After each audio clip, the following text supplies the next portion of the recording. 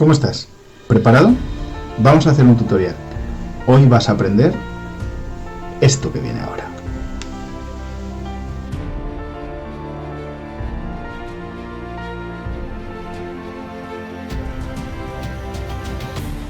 Vamos a acercarnos en este vídeo a los orígenes de la filosofía.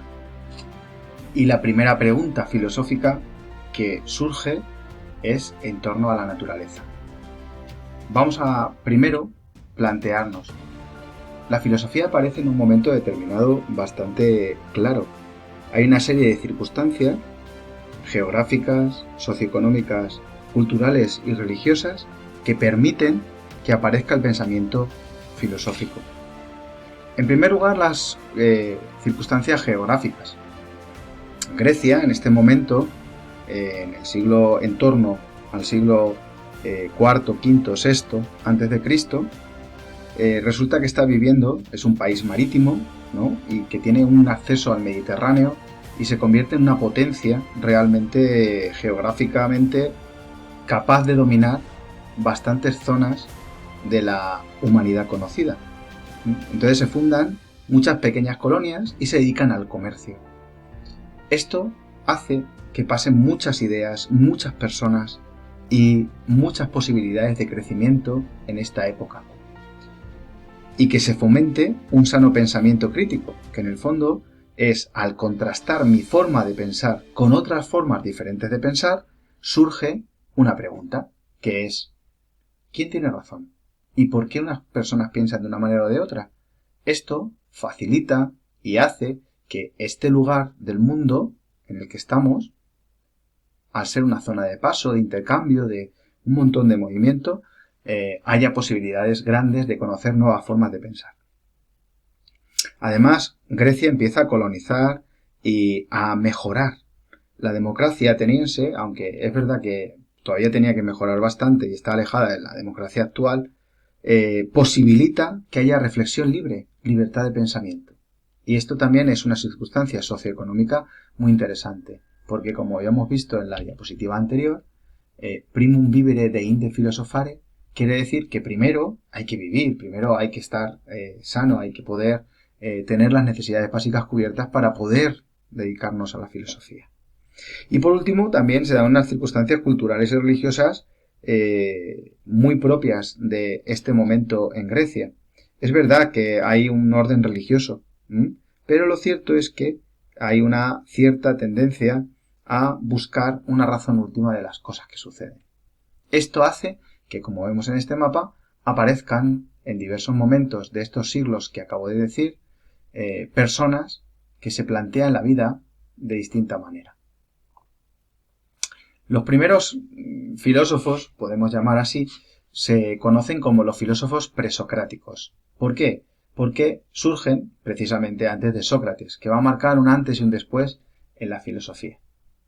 Aquí tenemos los más importantes y los que, de alguna manera, se hace la primera pregunta principal por cuál es el origen de la naturaleza, por qué existe la naturaleza y cuáles son las características que la hacen así. Los primeros que encontramos, vemos que es aquí la primera mitad, en el siglo VI y la primera mitad del siglo V, en la escuela de Mileto, la escuela de Éfeso, la escuela pitagórica, la escuela eleática y la escuela pluralista. O sea, vamos a encontrar tipos de filósofos que son monistas y otros que son pluralistas. Vamos a verlo con un poco más de detenimiento. En primer lugar, la primera pregunta que se hacen todos es ¿cuál es el elemento esencial que compone el universo? A esto lo llaman el arjé. Arjé es una palabra griega, está aquí escrita, se lee arjé, arjé, que significa precisamente origen, comienzo, lo más antiguo. De hecho, tenemos una ciencia que se llama arqueología, que viene de ahí, que estudia lo más antiguo, ¿verdad? Entonces aquí tenemos a Tales ho Milesios, el Tales de Mileto, que fue uno de los primeros. Estos primeros filósofos que tenemos aquí, son llamados monistas, porque piensan que hay un solo elemento que es el responsable de la composición y el origen de toda la naturaleza. Uno solo. Tales de Mileto dirá que es el agua. ¿Por qué? Porque es una fuente de vida, sustento de alimentación para todo ser vivo y además un lugar sobre el que se encuentra la tierra. Parménides dirá que es el ser. Además, el ser es de una manera único, inmóvil, eterno, compacto. Si tuviéramos que aproximarlo a algo parecido al agua, su elemento sería la tierra. ¿Por qué? Por ese carácter de estabilidad e inmóvil. Para Parménides, todo participa del ser. Todo tiene ser, todo tiene existencia. Es lo que existe y se relaciona con la perfección de la forma esférica que tiene también la tierra. Por contra, lo estudiaremos un poquito más despacio a Parménides y Heráclito. Heráclito dice que la sustancia primordial que compone el universo es el fuego, y es una especie de metáfora para reflejar que lo único verdadero que existe es cambio. Todo cambia, todo fluye. Panta rei, va a decir en griego de una forma así muy categórica. Otros filósofos, como por ejemplo Anaximandro, habla de el apeiron, o nosotros traduciríamos lo indeterminado, lo infinito, una sustancia elemental, sin forma, porque para él el agua, Anaximandro, le queda un poco corta porque no se sabe de dónde viene y de dónde va. Entonces necesita un elemento indeterminado que pueda ser origen precisamente también incluso del agua. Estos son los primeros filósofos monistas. Hay otros más. Por ejemplo, Pitágoras. Para Pitágoras, la realidad tiene belleza matemática y la ciencia matemática es la que puede controlar toda la realidad. O sea, para él el arjé es el número. Es algo real. Para él los números, controlar, conocer los números es conocer la esencia íntima de las cosas. Por eso es el arjé para ellos. De hecho, la naturaleza es explicable en lenguaje matemático.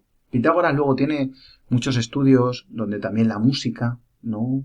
Las esferas hacen un sonido al moverse, los planetas. Para él, los números lo son todo. Otro filósofo monista es Anaxímenes, que dice que la sustancia primordial o el arjé es para él el aire, que es un elemento casi divino y casi incorpóreo, que es el principio del movimiento y la vida. Pensemos que aire, en griego, se dice neuma, y espíritu también se dice de la misma manera, neuma.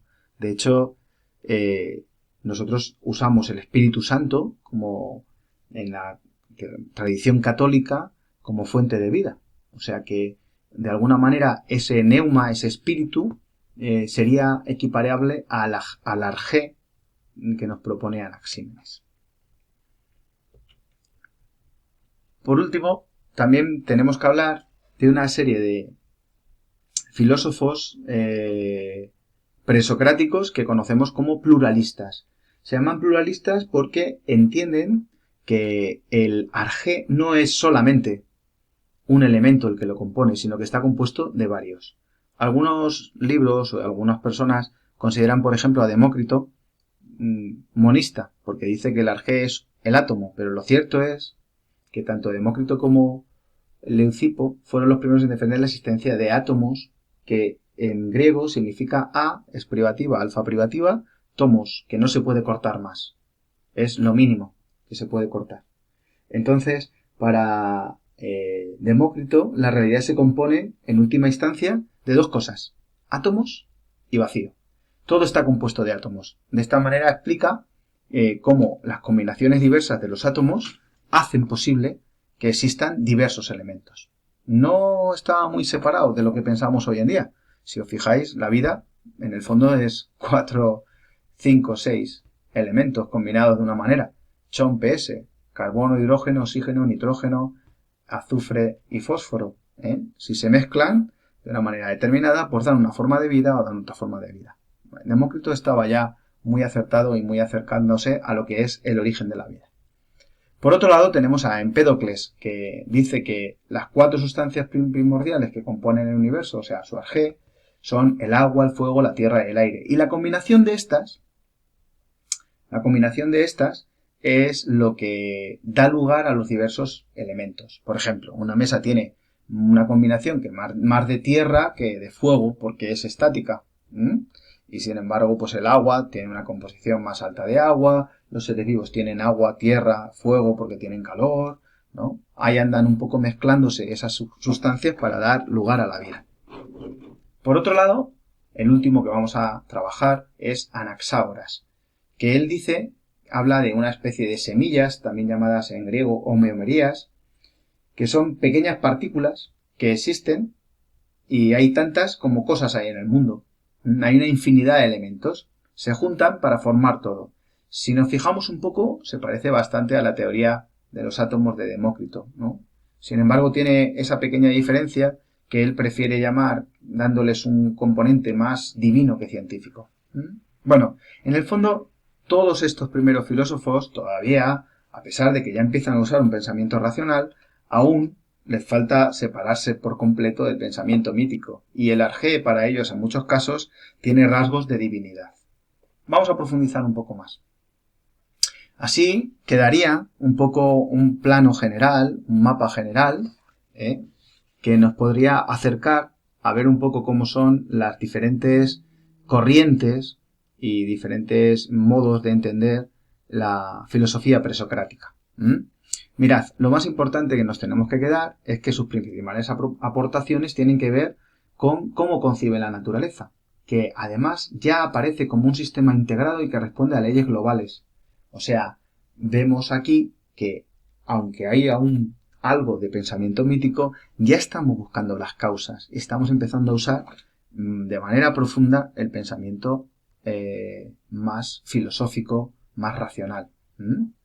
Luego vemos que hay diversos representantes, como hemos trabajado, y los últimos presocráticos ya no se quedan solo con, como todos estos, con un principio de búsqueda de un solo elemento, ¿no? Que están ahí bastante bien reflejados, sino que aquí pues tenemos el ver el cómo existe un problema que vamos a ver un poquito más despacio, que lo plantea muy bien Heráclito con la realidad que es dinámica, o Parménides, que la realidad dice que es estática, pues aquí empiezan a dar unas respuestas en las que concilian cómo el cambio y la permanencia se pueden dar a la vez. Es una cosa muy interesante.